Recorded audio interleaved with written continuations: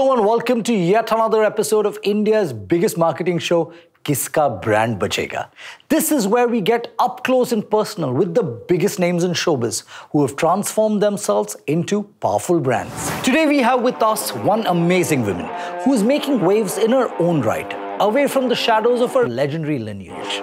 Despite the expectations that come with her family name, this fearless individual has carved out a niche for herself. She's the epitome of youthful determination who is working towards women empowerment, gender equality and social justice. And I must say, it's nothing short of exceptional. Let's hear it for Navya Naveli Nanda.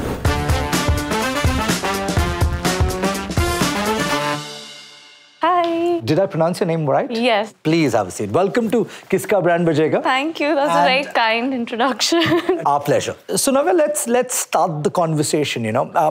Granddaughter of the legendary Amitabh Bachchan, right? The first thing that one would expect is for you to do acting, right? And you've chosen a path which is completely opposite of that. Growing up, did acting ever cross your mind? No, and I think when people kind of talk about the lineage, of course they speak of my grandfather, but I actually have a great lineage from both sides. Absolutely. My father's side, has been in the business industry for 4 generations now. I'm the 4th generation of the family. So I think when people say it's, an unexpected path, I don't consider it so because I've grown up in Delhi. I grew up around my father and my grandfather who are businessmen and industrialists. So I think for me, that's what I saw more of growing up as a kid. I wasn't around sets or, films and glamour growing up. It was very much stock markets and, my father coming back and talking to me about tractors, which is, what we do. Right. That for me is where the passion lies. And that's where I think I got the motivation from. And also, the women in my family have all been businesswomen.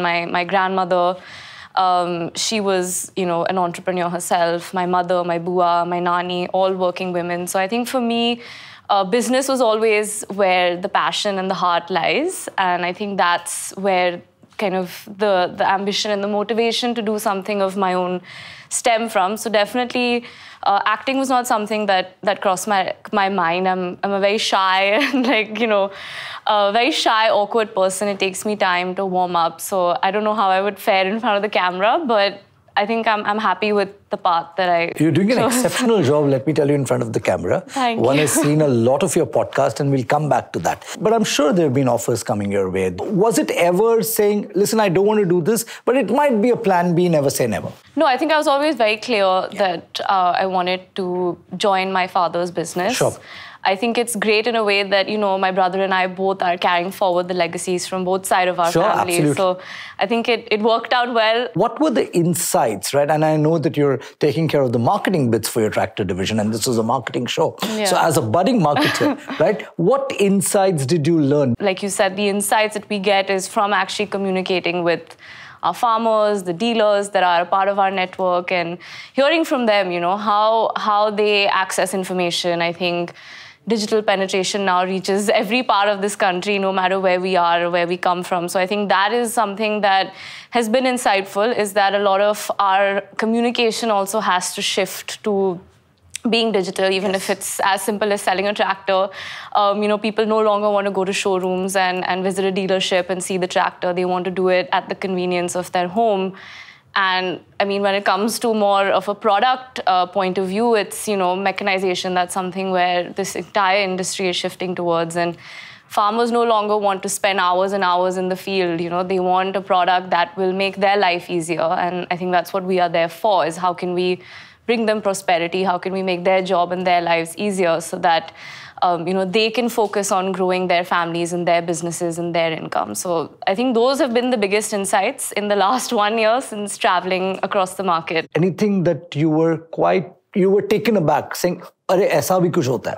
I actually just went to Punjab and we met with a bunch of our dealers and our farmers, and very social media savvy. They have like thousands of followers on YouTube, and something that I didn't realize was, but you have something called tractor influencers. So you have these pages on YouTube like Tractor Gyan and Tractor Junction, which are basically social media influencers, but for the tractor world. And they are very savvy online. And that is a whole world that I did not know existed. So when you're interacting with farmers from across the country, Do they know who they are interacting with? Or it's just any other girl running a tractor business and marketing division? I don't know how many girls there are running tractor businesses. So I think when I even go on ground, they're quite surprised that there's this 26-year-old girl just, here talking about tractors. But no, I don't think that they're aware, and I wouldn't want them to. I think in that conversation, they are the priority and the focus is on them and should be on them. And now let's come to the other side, because I know that you probably invest 50% of your time running your family business,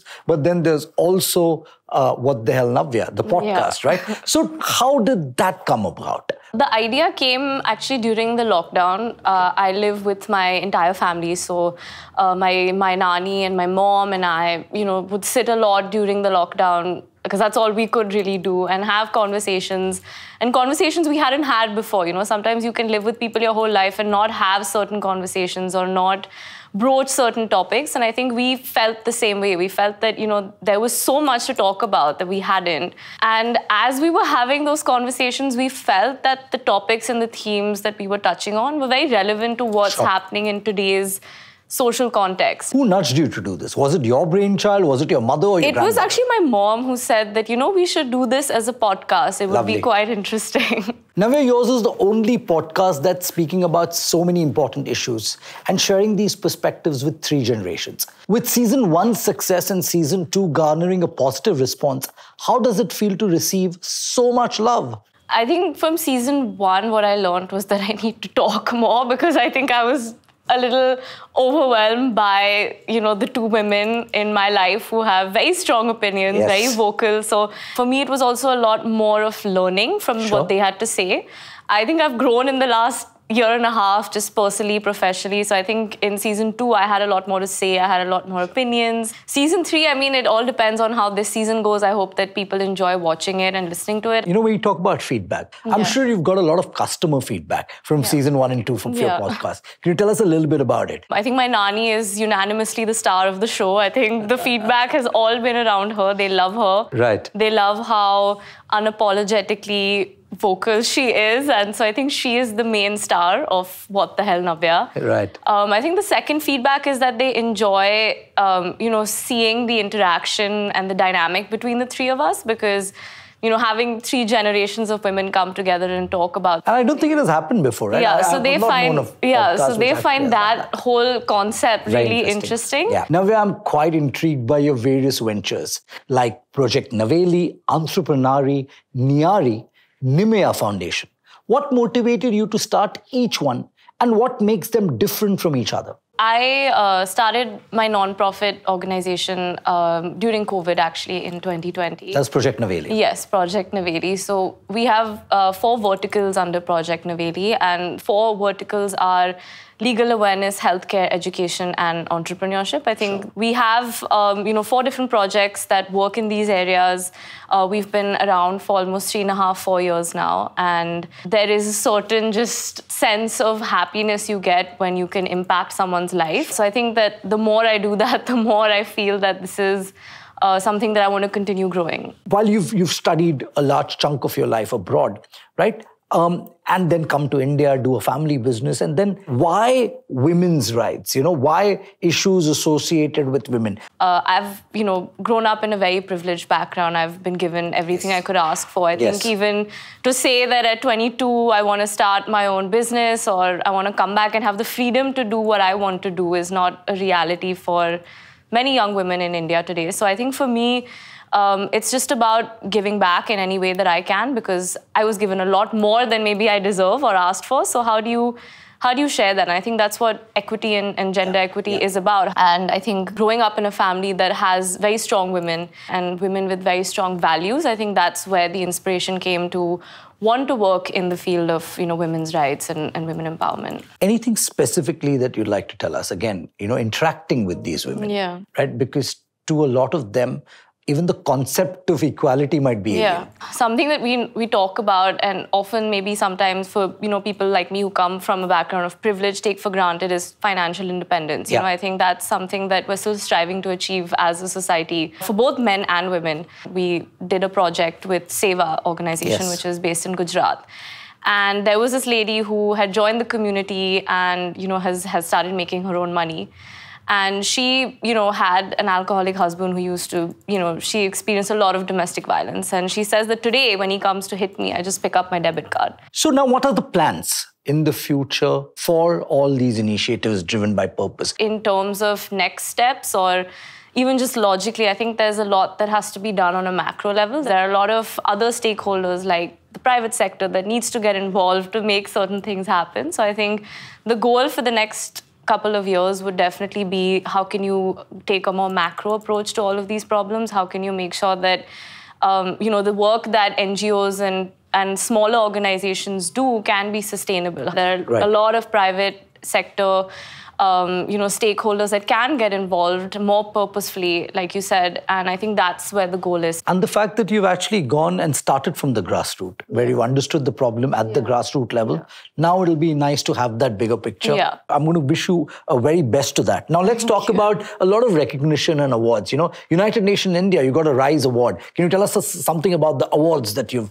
actually got at a very early age? I am always shy of speaking about that because I still feel that there's a lot more that I have to do, and I'm very grateful that people kind of recognize what I'm doing and support that, and I feel happy that people see value in what I'm doing. The development sector and non-profit work has always been looked upon as something people do on the side. It's like you have your main profession, you're making money, this is something you're going to do as a hobby or as a pastime. So I feel good that people are now looking at this as something you can do full-time. Now we're going to talk about, your mother, apart from being a writer, a journalist, she's also done some stints in modeling. Yeah. Right? And last year, we saw you walk the runway for Paris Week. Yeah. Right? Now, how did that happen? So I have been associated with L'Oréal Paris for 2.5 years now. So when I was initially in conversation with them, they spoke to me about the work they do on ground, which is called Stand Up. So they have a program that runs,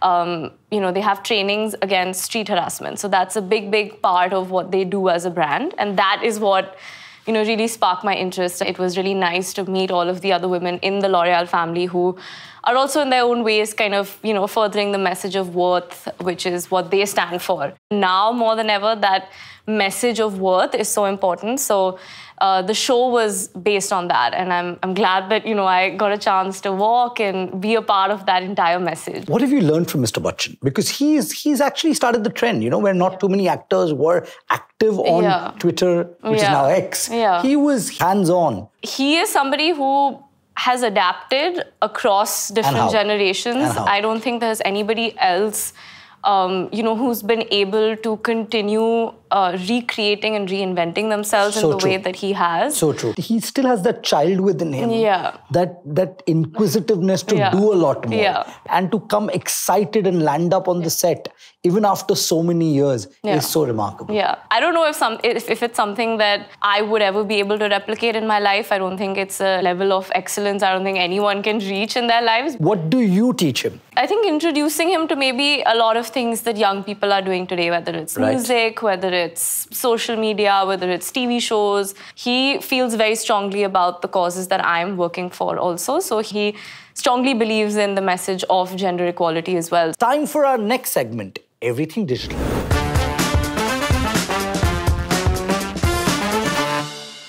We've actually gone through the internet. Okay. And there's some very interesting things that we've come across, and I want you to react to them. Okay, Rohit feels. The upcoming. No, I don't know how I feel about it. I'm definitely not a superstar. That's not what I'm But others might aspiring to be, but very kind of him to say so. The next one.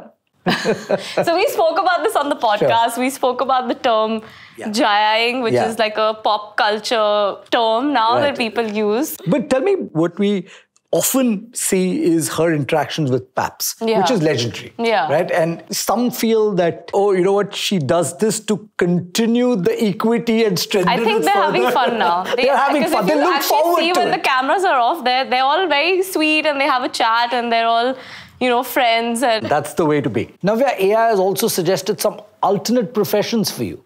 I want you to see and react to each one of them. So shall we begin? Journalist. Your mother started out as a journalist. Yeah, she was actually a journalist. She used to write a column as well. Yeah, I think I could. Let's look at the next one. Yeah, who would not want to be a professional pet cuddler? I would give up my current profession to do this. So those were career options. And now there are business ventures that we've actually used AI to recommend. So can I steal these ideas? Of course, all yours to steal. Okay, the first one. A platform for women to share their inspiring stories. It's called Sheroic. This would be great. I mean, we have, we have a community of women entrepreneurs, and they keep sharing their startup stories and their experiences. So I think that's something that would be very interesting. You interacting with some of them as well. Yeah, right? yeah. Maybe season 3 of could be, it could be just a combination of those, and just hearing about other people's inspiring stories as well. And the next one. A fitness brand that empowers women through body positive fitness coaching. See, I'm not a fitness person myself. I'm very not active. So I think I need to subscribe to a product or brand like this. So I don't know if I can run it, but I would definitely want to subscribe to a business like this. Okay. Our next game is called Guess the Price. It's simple. We'll show you a few products and your task is to guess their prices. So let's get started. Makeup protector hood. This is just a plastic sheet. I think a cloth sheet, yeah, but... 50 rupees. 50 rupees? Why is it so expensive? I don't understand. This is completely... It's just a net. I still fathom to understand why would you require a makeup protector? Because I think I'll tell you why. Because when you go to a mall and you try on clothes, the makeup stains on the clothes. So they wear this so that it doesn't stain the clothes you're trying on. And... the ghost meter. Yeah, it tracks ghosts in areas that you probably might. This is a real product. All of these are real products sold online, and these are real prices. 2,000? 2,000 rupees, let's see. 7,300.